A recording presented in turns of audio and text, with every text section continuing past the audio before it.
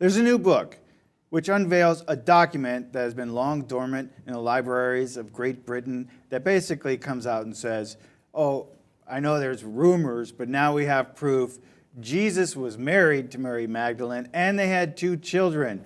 Snap, Elliot, what do you say? Wow. See, wow. There's even photos here.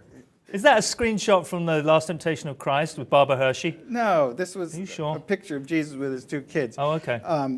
No, this is not a new idea. This concept that he's went on to live and have children, and the whole Da Vinci Code was based on the idea that there was some sort of progeny there as well. Right. But the author Simcha Jacobovici said in the Lost Gospels, he basically said this is literally a lost gospel that is voluminous. It's not just a little scrap or some sort of like weird. We're not Parchment. sure what it says. Right.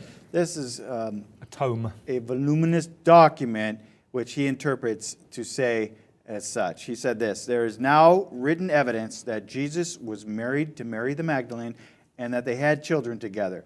Gathering dust in the British Library is a document that takes us into the missing years of Jesus' life. According to the document that we uncovered, sometime during the period he became engaged, he got married, had sexual relations, and produced children. Before anyone gets his or her theological backup, keep in mind that we're not attacking anyone's theology. We're reporting on text. Right. So he's not, no criticism So here. yeah, we're all friends. So how have the church responded? Has there been a response? Oh, no. The church? Yeah. No church has responded to this so far.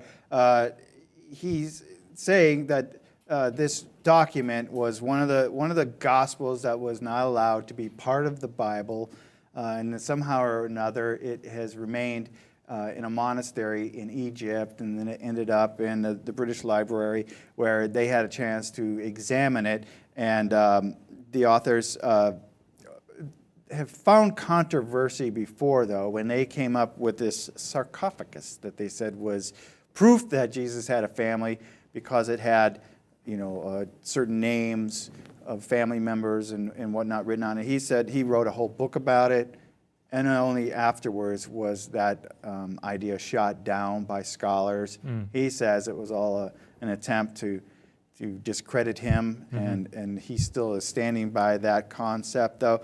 And what he's done, though, they've read this document, and he says, I know they're talking about Joseph and Asenath, and we're just changing, they changed the names here. There's a code here. They can't say Jesus and Mary because people would get all upset about this, so in the document they just changed the names. And so, you have to accept that. I see. Conceit. Right, in order to buy into the rest of it. Gotcha. Yes. And so that, if you can make that jump, then you can see they're not talking about these people. They're actually talking about Jesus and Mary. So, that's the major jump that he's asking you to make here. He says this, he goes on to say, about this document. Its provenance is known, sitting in the British Library all these years. It's not crazy to say it's a copy of a work from the 1st century. Many scholars say it is. And it's not nuts to say it's Christian, as many scholars say, scholars have said. So he's starting up a new controversy here. And, like I said, the idea, would it mean anything different if Jesus did have children? I would imagine to hardcore Christians it would mean a great deal, yeah. Wouldn't you think? Yeah. I mean, that's kind of, I mean... He was living That's out not his offensive. later days, just kind of watching television and scratching himself and, doing what you do. I don't know. I don't know if... Would it matter to you? Let me flip it back on you.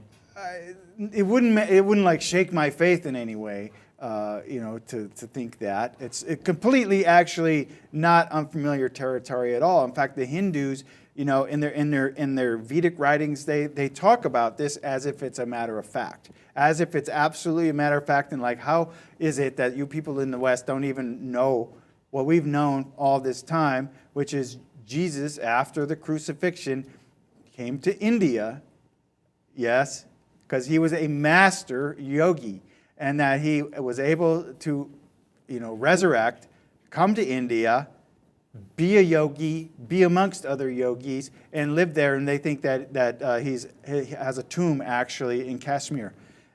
In the Hindu scriptures, this is a matter of fact. So it's not completely out of left field.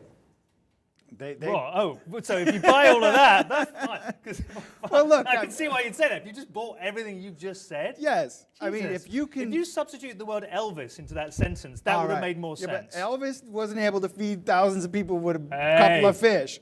Well, but with his songs and his beads of sweat when he was in those jumpsuits, he was feeding the souls of millions of housewives. He was. And they both had sort of the white suits on. So there's a connection. And he got lost for a little period, didn't he? We got really fat and bloated. He kind of went off into the desert. In the desert in Las Vegas, I mean, come on. So are you saying that parallels. Elvis lives? Based on what you've just told me, yeah. I mean, I'm sure the Hindus would have something to say about it. He's a yogi somewhere. He's a yogi. Got thin. He's a yogi somewhere. You see what I got to deal with here. I try to talk about something real, and he starts talking about Elvis and yogi. So, okay, let us know your thoughts. And as always, thanks for subscribing to the Lip TV.